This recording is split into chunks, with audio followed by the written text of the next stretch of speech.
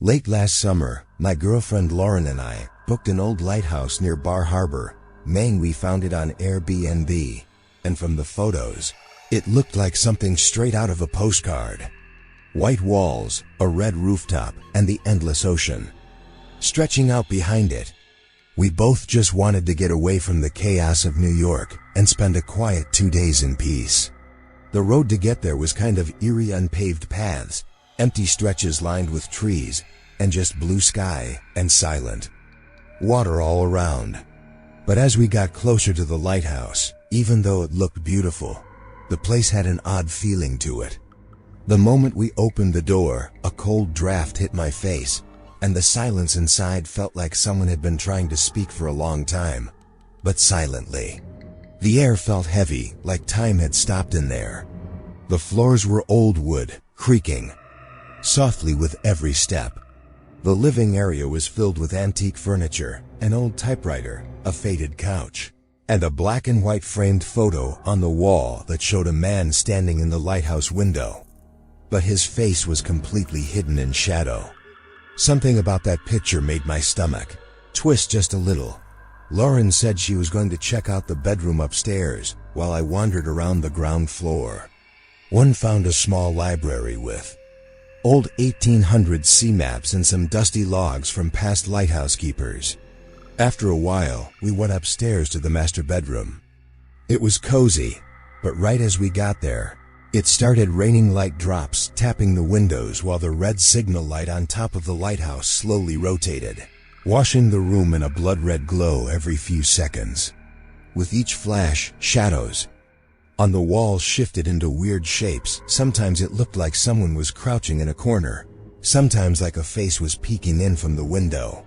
At first, I blamed it on exhaustion, but deep down, something just felt off. Lauren curled up next to me and fell asleep, but I couldn't.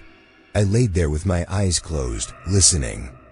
I kept hearing faint rustling inside the walls, like someone walking or crawling through them.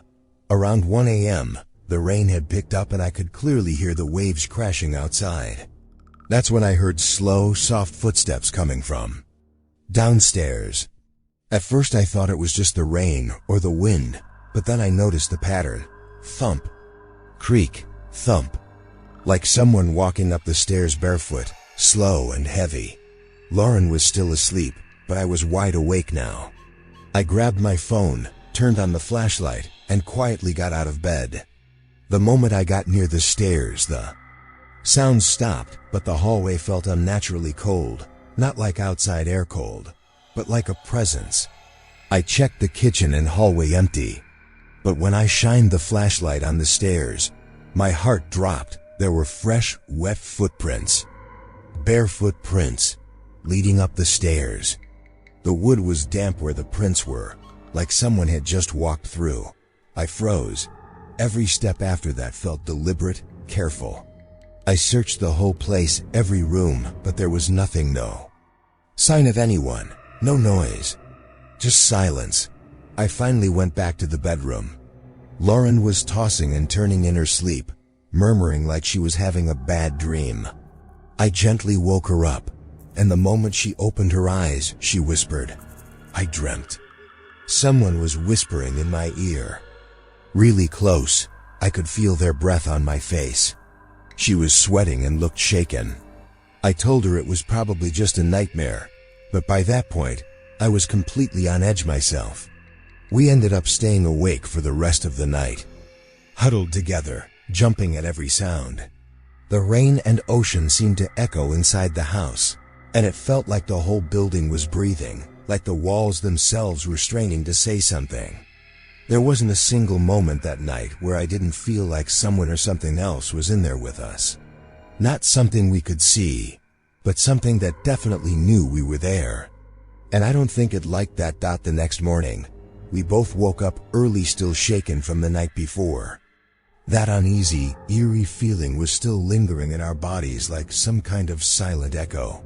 We decided we needed to get out for a bit, just to feel normal again. We had breakfast at this old diner nearby, hot coffee, and the smell of bacon made things feel better for a while. The town was small but nice. But the moment we turned back onto that lonely gravel road leading to the lighthouse, everything felt just as it had the night before. That same heaviness, that same thick air. It was like something wasn't happy that we'd left and had been waiting for us to come back. As soon as we stepped inside, Lauren said, "Why does it still feel so cold in here?" I brushed it off, but truthfully, I was feeling the same growing unease, and it was only getting worse. We had hoped things would feel different in the daylight, but honestly, the place felt even creepier.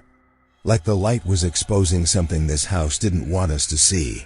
Lauren went to explore the attic and found this old, dusty wooden record player. It was covered in cobwebs and layers of grime. She cleaned it off and decided to try it, and when she played it, this slow, scratchy classical tune started coming through. It sounded like something from a black and white movie. But in between the music, there was something else. A faint whispering voice. Very soft, and it said, "Turn around." I immediately shut the player off. Lauren's face had gone pale. She looked at me and said, "You heard that, right?" I didn't answer. I was sitting still, heart pounding, unsure if what I heard was real or just in my head.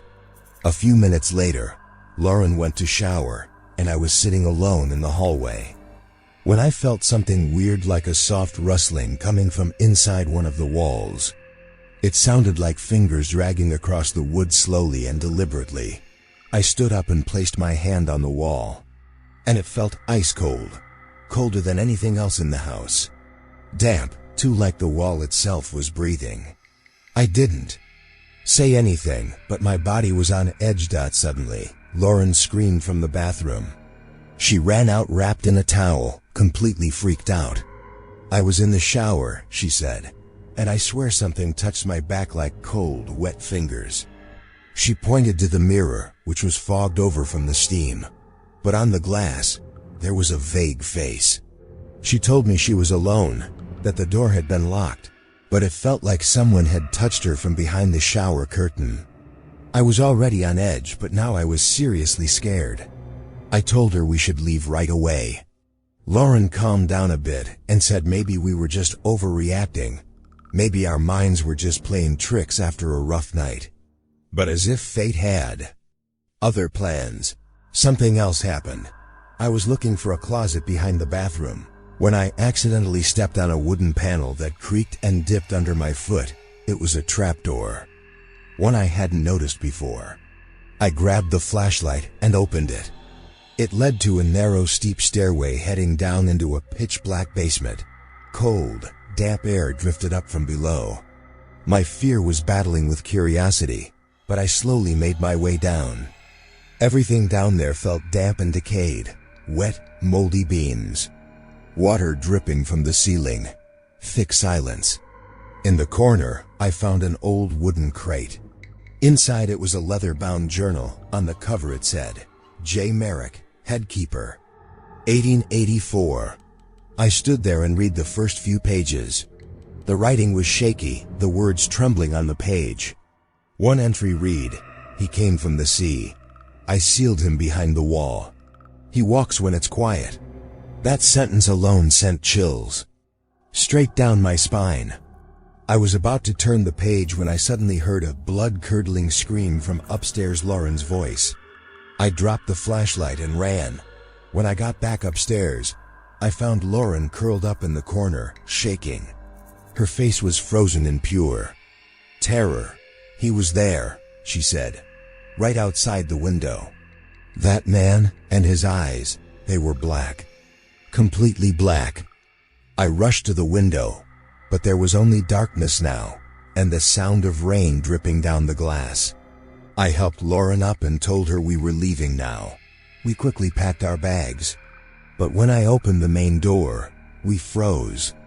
The waves had risen up to the front steps. The storm outside was full-blown now, winds howling, rain blowing sideways. The lighthouse was surrounded by water and chaos. Leaving wasn't an option anymore. We shut the door again and stepped back inside. But now, the lighthouse's red signal light was spinning, and every few seconds, its beam stopped right on our bedroom window. Each time it did, it lit up the shape of something. A figure, just for a second there, then gone. That night was the longest and scariest night of my life. Because now it was clear this lighthouse had never really been empty. And whatever was here, it didn't want us to leave. That night felt like time had stopped, but not in a peaceful way. It was a rotting kind of silence that just kept tightening around us. The storm outside was raging by then, rain hammering against the glass, and the wind sounded like someone was running behind the walls. The power had gone out, and the only light in the entire lighthouse was the rotating emergency beacon upstairs, casting a deep red glow into our bedroom every 10 seconds. Every time that light hit the room, the shadows on the walls twisted into strange shapes, and once, while I was sitting by the window, I clearly saw someone standing out there. Just a silhouette, but definitely human tall, with their head tilted down and one hand resting against the wall. I shook Lauren awake, but by the time the red light circled back, the shadow was gone. Still, the air had turned colder and heavier, like whatever that thing was, it was now closer. Around 3 a.m., the footsteps returned, the slow, heavy ones climbing the wooden stairs one by one. I was exhausted and scared, but I grabbed my pocket knife from the bedside, turned on my flashlight, and walked toward the sound. The further I went down, the darker and heavier the air felt. This time, though, something was different. The basement trapdoor was open. I froze because I was sure I'd closed it the last time. Now it was wide open, like someone had just gone down there. Without thinking too much, I descended again, and the basement felt changed. Dampness was dripping down the walls, and near the old wooden crate, I noticed cracked plaster. I walked over, and there was a weird split in the wall, like someone had scratched or clawed at it from the inside. The wood behind it was exposed, and when I tapped it gently, it sounded hollow, like there was some cavity behind the wall. That's when I remembered the journal. I pulled it from my pocket and opened it under the flashlight. The final page made my breath catch. He moves through the cracks now. The walls can't hold him anymore. That one sentence multiplied the fear inside me tenfold. This wasn't just some creepy story or imagination. This thing was in the walls, and now it was getting out. I rushed upstairs, calling out for Lauren, but when I reached the bedroom, she wasn't on the bed. I found her curled up in a corner, half under the bed, shaking and whispering, "He saw me. He's out now." And when I looked into her eyes, they weren't the same. They were glazed over, distant, like part of her was somewhere else. Entirely. I held her and told her we just had to make it till morning. We stayed huddled in that room as the red light swept across the window again and again, turning the shadows into a haunting dance. The storm outside roared through the night. But the moment the first ray of sunlight hit the wall, it all stopped. No wind, no rain, just silence. But it wasn't peace, it was that same suffocating stillness. At least now we could leave. We grabbed our bags without eating and headed out. I contacted the man who managed the Airbnb, a middle-aged guy who ran a general store in town, and asked him directly, "Has anyone ever died there?" He paused, looked me straight in the eyes, and said quietly, "You're not the first one to say that." A chill ran down my spine, like he knew exactly what we'd experienced, but never warned us. As we got in the car and I started the engine, Lauren said, "Don't look back." But I couldn't help it. As the car turned and we drove away from the lighthouse, I glanced one last time at that same window, the one where the shadow had appeared. And it was there again. The same silhouette from that black and white photo had bowed, one hand resting on the window frame. But this time, I know for sure, it was watching us. And its presence had somehow reawakened the lighthouse. Even now when I think about that trip, something twists inside me, like a part of me is still there, reliving that night. And every time I close my eyes I can still see that window. My name is Jake, I'm 29 years old, and I work as a surveillance technician with the U.S. Coast Guard. Usually, our duty rotates with a partner, but one time I was assigned an emergency 2-night solo posting at the Point Arena Lighthouse. That rarely ever happens, especially alone, because the lighthouse is extremely remote and not easy to access. But my partner was out sick, and there was no one else available, so I had to go. I'm used to being prepared for anything, but the night I drove up the Pacific coast of California to reach that lighthouse, something in my gut already felt off. A thick sea fog had swallowed the road, and the lighthouse stood alone on a high cliff. Below were jagged black rocks and the non-stop crash of ocean waves. The only sounds were my tires on gravel and the distant echo of a foghorn. No people, no voices, no movement. As soon as I stepped out of the car, a weird pungent smell hit me like seaweed, salt, and something rotting. I was assigned to monitor the radar and coastal surveillance, just standard protocol. But when I stepped inside, the silence was heavy. The floorboards were rusted, the paint peeling off the walls, and every sound echoed like the place hadn't heard a human voice in years. I switched on the cameras from the surveillance room. Everything looked normal at first. Calm ocean waves, a distant boat light, and thick fog. But then, at the edge of one screen, I noticed a faint shadow, someone walking right near the edge of the cliff, just for 2 seconds. Then gone. My heartbeat picked up. I tried convincing myself it was just a fisherman or maybe a large bird, but something inside told me I had to check it out. I grabbed my flashlight and sidearm and went outside. The cold wind hit my face, and every step on the gravel felt like it echoed too loudly. When I reached the edge, there was nothing there, just a trail of wet footprints leading toward the cliff and disappearing right at the edge. No path down, just a sheer drop into crashing waves. I looked around with the spotlight, but there was no sign of anyone. Back in the surveillance room, I didn't see the shadow again. I logged the event, but while I wrote it, I kept telling myself maybe it was just my imagination. Still, deep down, I couldn't shake the feeling that what I saw was real, just not something I could explain. As the night wore on, the lighthouses, red rotating beacons, swept past my window every 10 seconds, casting a deep, blood-red glow through the room. For a moment, while I was logging my shift, I thought I saw something in that red flash, someone standing at the window. I jumped up, grabbed the spotlight, but there was nothing there. The fog outside was so dense, I couldn't see more than 10 feet ahead. My spine tingled. Around 2 a.m., I finally went to the sleeping quarters, but I couldn't sleep. I kept waking up, haunted by this weird dream where I was sealing someone behind a wooden wall in the lighthouse basement, and they were scratching frantically from the inside. The sound was so real that I woke up drenched in sweat. The red light was still circling. The fog outside hadn't moved. That night, for the first time, I felt like I wasn't alone in that isolation. Every little creak or drip of water sounded like something more, and the silence, it wasn't peaceful. It was the kind of silence that makes you feel like someone's been watching you and is just about to step into the light. That first night planted a quiet fear deep in me, and I realized this posting wasn't going to be like anything I'd experienced before. When I woke up that morning, sunlight was streaming outside, but inside the lighthouse, it felt cold and strangely hollow, like the building had absorbed something during the night.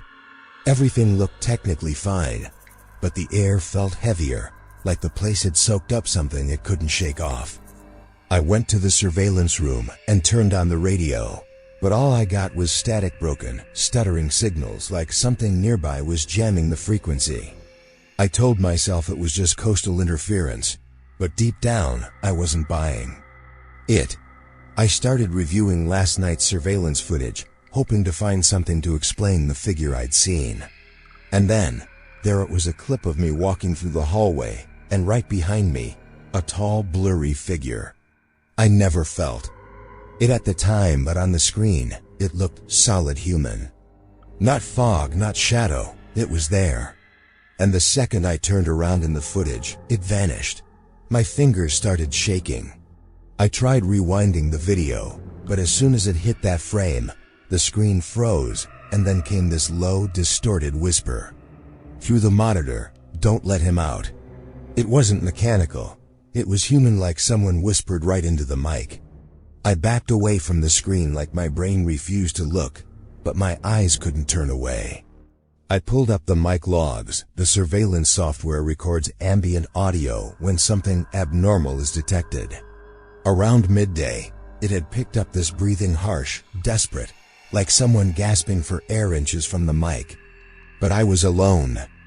In that section when it was recorded, I played the clip over and over, and each time I felt like something was standing directly in front of me, watching, breathing. Then I noticed the footprints, wet, bare ones, leading up the old wooden stairs to the beacon room. The same kind I'd seen near the cliffs, but I hadn't gone upstairs. And no one else had been there. My chest tightened as I climbed. The door to the beacon room, normally locked, was cracked open. I slowly pushed it. No one inside. But on the floor, I saw something that made my stomach twist. Clumps of wet human hair, soaked in salt water.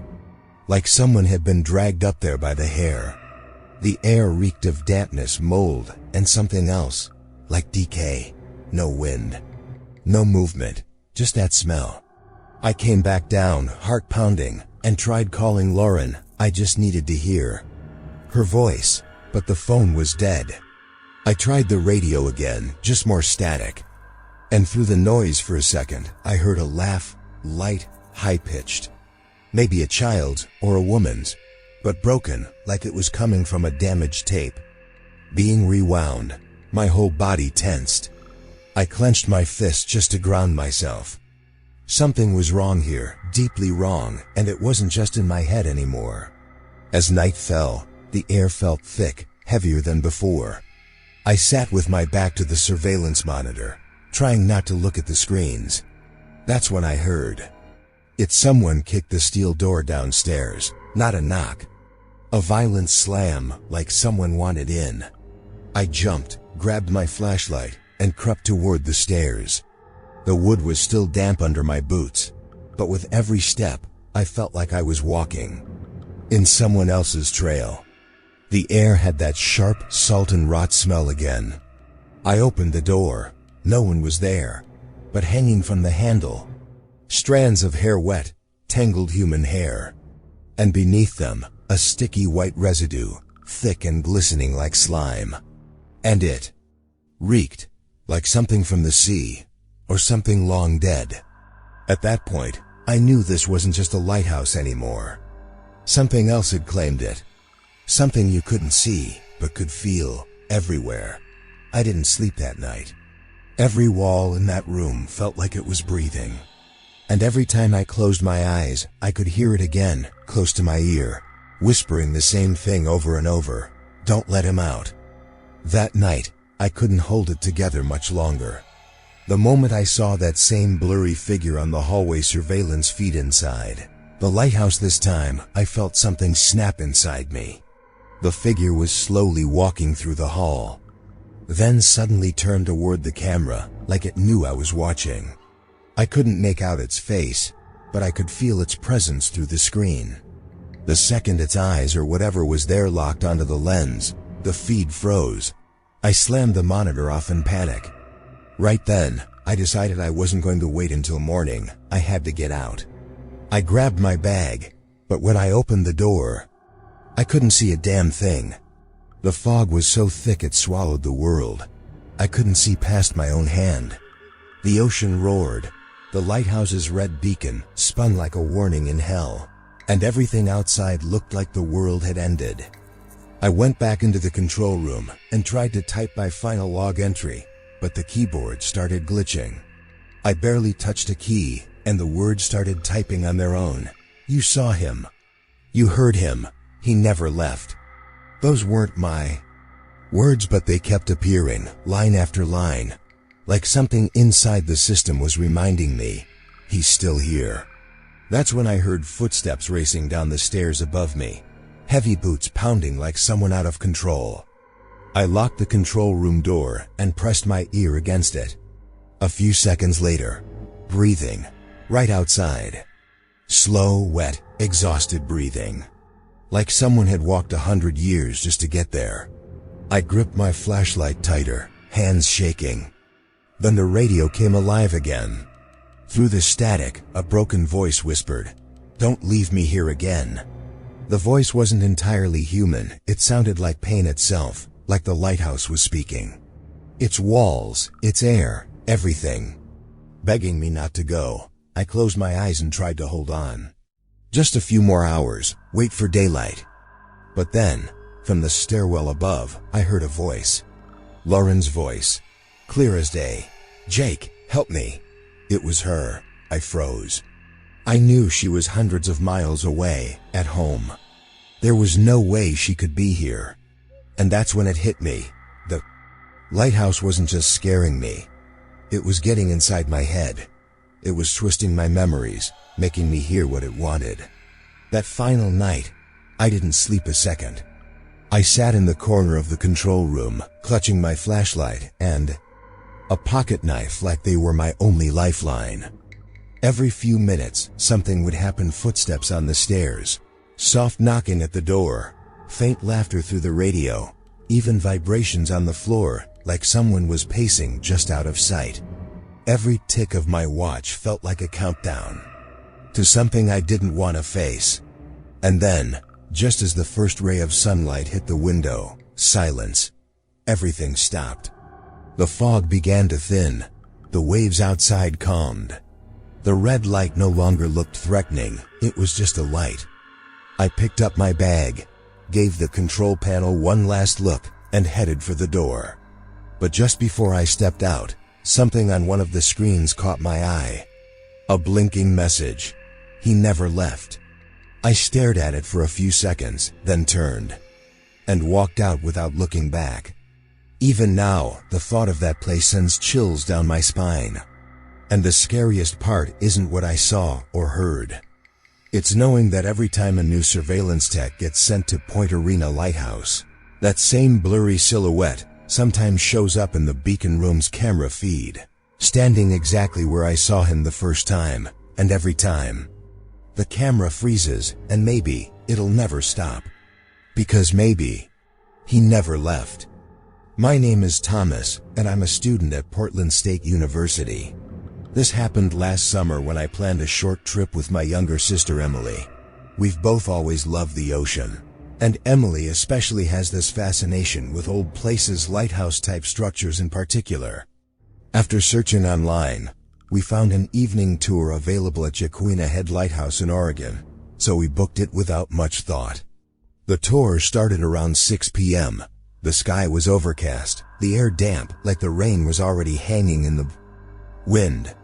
As we walked up toward the lighthouse, I immediately sensed something strange about the place. It wasn't just quiet, it was the kind of silence you feel, like when you walk into an old theater and the outside world just fades. The lighthouse, set on a cliff overlooking the Pacific, wrapped in thick fog that made everything feel distant and dreamlike. It was cinematic, like walking into a scene from an old noir film. But beneath that beauty was this quiet tension building inside me. Our tour group had about 10 people, led by an older man who said he'd volunteered at the lighthouse for years. He guided us calmly through each section: original wooden floors, a library filled with 1800s nautical books, and the sleeping quarters that looked like they hadn't been touched in decades. Everything felt like a time capsule. On one wall hung a faded black and white photo of a man climbing the stairs inside the lighthouse, holding a lantern, his face half lost in shadow. Emily stared at it longer than anyone else, like she was seeing something the rest of us couldn't. A few minutes later, she whispered to me, "I feel like someone's watching us, especially when I'm on the stairs." I laughed it off, telling her it was just the vibe of the old place, but honestly, I felt it too. That same uneasy feeling, like someone was standing right at the corner of the stairwell, just out of sight. As we headed toward the upper deck, it started to lightly rain, cold and steady. The guide said we were free to stay up top for a bit or head back down. Most of the group slowly made their way down, but Emily insisted on staying to see the ocean. View from above. I didn't want to leave her alone, so I stayed. The wind had picked up, and the red light at the top of the lighthouse kept spinning, casting eerie flashes across the deck. We stood by the railing when suddenly we heard it. Thump, thump. Heavy bootsteps coming up the stairs. Both of us turned immediately. Emily's eyes were wide with fear. But when I looked down the staircase, it was empty. Everyone else had gone below. We were the only ones left up there. I tried to stay calm, but my heart was racing. I could still hear those footsteps echoing in my head. Then the lighthouse's red light passed over us again, and for a split second, I saw Emily's face. It was pale, completely drained of color, like the blood had left her body. She looked at me and said softly, "Thomas, I think someone's still up here." That sentence, it hit me in a way I can't really explain. I knew then that we'd both felt it, something was there with us. And that fear wasn't just part of the tour anymore. It was real. We were standing on the upper level of the Yaquina Head Lighthouse. And someone was still there, moving up and down those stairs. We just couldn't see them. The moment Emily said, "Thomas, I think someone's still up here," the lighthouse's rotating red light swept over us again, but this time, it lingered longer, like it was either revealing something or trying to hide it.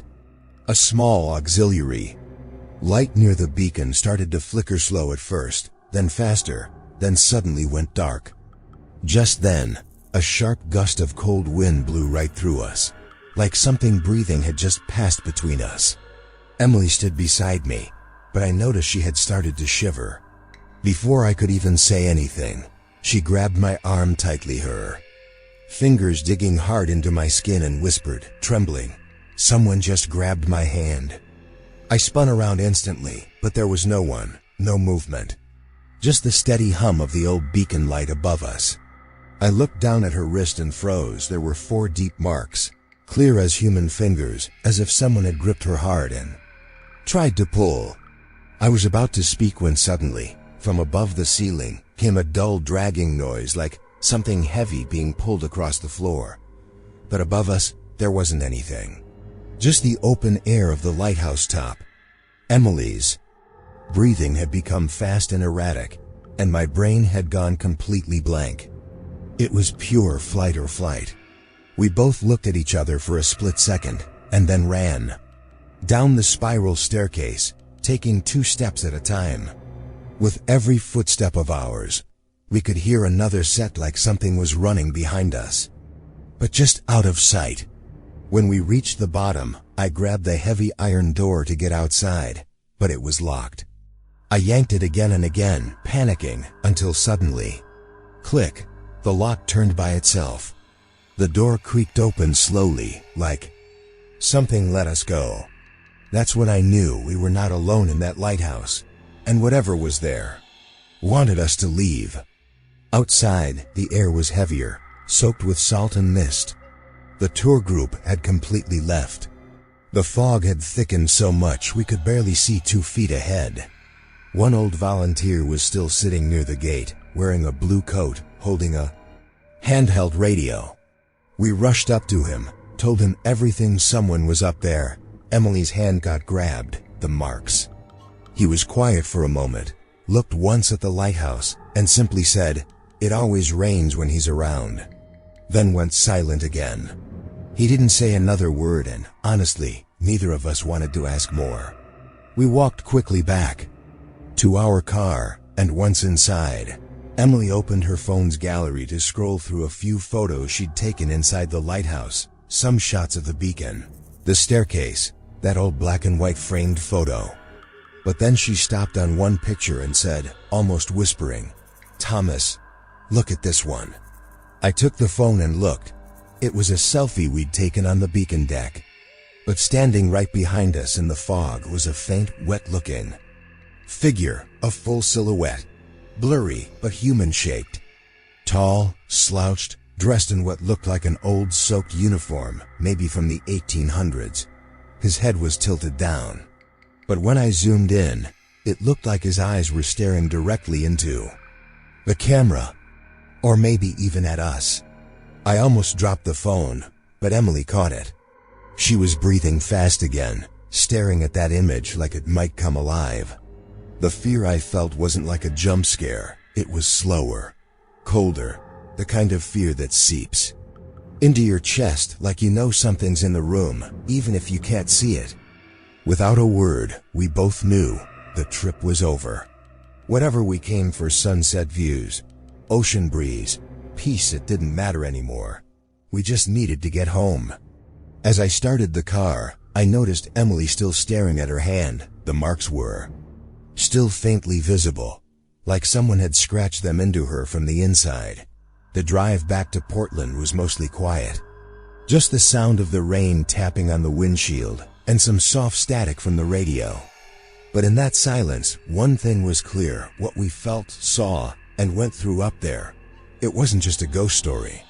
And I'll never forget what Emily told me before we left. "Thomas, if we had stayed up there 2 more minutes, I don't think we would have come back." And honestly, I still think about that. Maybe she was right. Maybe we were seconds away from never leaving that lighthouse at all.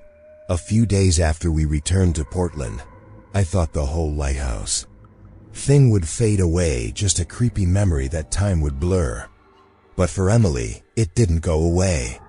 She started saying she felt watched, especially when she was alone, like in the bathroom or lying in bed at night.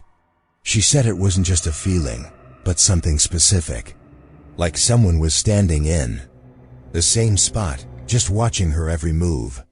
At first, I chalked it up to anxiety. Maybe the whole experience had messed with her emotionally. But things started getting weirder. One day, Emily told me she was recording random audio clips on her phone and picked up faint static, followed by something she definitely didn't say herself. I listened to it, and I swear, there was a soft whisper buried in the static, saying, "Come back." Then one night, she set up a time-lapse video in her room, trying to see if anything unusual was happening while she slept. In the footage, about an hour long, there was one moment where a shadowy figure crossed the far end of the room, human-shaped, wet-looking hair, slow, deliberate movement. We watched it again and again. That's when I decided to reach out to a local paranormal researcher. I sent him the old lighthouse photo, the one with that blurry figure behind us. He got back to me after doing some digging and said the uniform that figure appeared to be wearing matched the standard attire of lighthouse keepers from the 1860s. He also found a historical note in the Yaquina head archives about a keeper who fell from the beacon deck during a storm in 1869. His body was never recovered. The researcher told me, spirits like that tend to stay where the ending isn't finished. What started as curiosity quickly turned into real fear. I decided to go back to the lighthouse alone and find the old volunteer we met that day. 2 weeks later, I drove up and sure enough, he was still sitting in the same chair. I approached him and showed him the photo. He studied it for a moment, then let out a long breath and said quietly, "He drowned." But he never really left. There was no fear in his voice, just this cold certainty, like he'd made peace with that truth a long time ago. Meanwhile, Emily was getting worse. She had the same nightmare every night. She was trapped inside the beacon room, and something from below was pulling at her legs. Then everything would go dark, and all she could hear was scratching. She stopped sleeping alone, and sometimes she'd wake up screaming. Eventually, I made a decision we had to go back, just once more. For closure. Emily resisted at first, but then agreed maybe part of her wanted to face it too. We returned during the day, not with a tour group, just the two of us. The lighthouse looked exactly the same, except for a light drizzle and that same damp, Heavy silence. As we neared the stairs, Emily suddenly stopped. I asked her what was wrong, and she just whispered, "He's still here." Her eyes were locked on the top of the staircase. I didn't see anything, but I felt it, like someone was standing there. Not hiding, just waiting. Before we left, Emily took one final photo of the lighthouse. This time, there was no figure. Just fog and stone and sky. But later, when we brightened the image at home, something faint appeared in the window, half a face. The same one from before, but clearer. And the eyes were looking straight at us. I couldn't sleep that night. I knew, finally, that none of this was coincidence. And weeks later, when I saw a new tourist photo on the official Yaquina Head Instagram, a blurry figure behind someone in the rain, standing by the beacon, I knew for sure. They say that whenever a soft rain starts near that lighthouse, you can hear footsteps on the beacon deck. And sometimes in the fog, a wet man stands at the window, head down, wearing a uniform. He always shows up blurry in photos, except for that one moment when you see him clearly. And maybe, just maybe, he sees you too. Emily still doesn't like to talk about that trip. I've stored those pictures on an encrypted drive. But sometimes when it rains here in Portland and that damp, salty smell hangs in the air, I swear he's still nearby. Just behind us. Just out of view.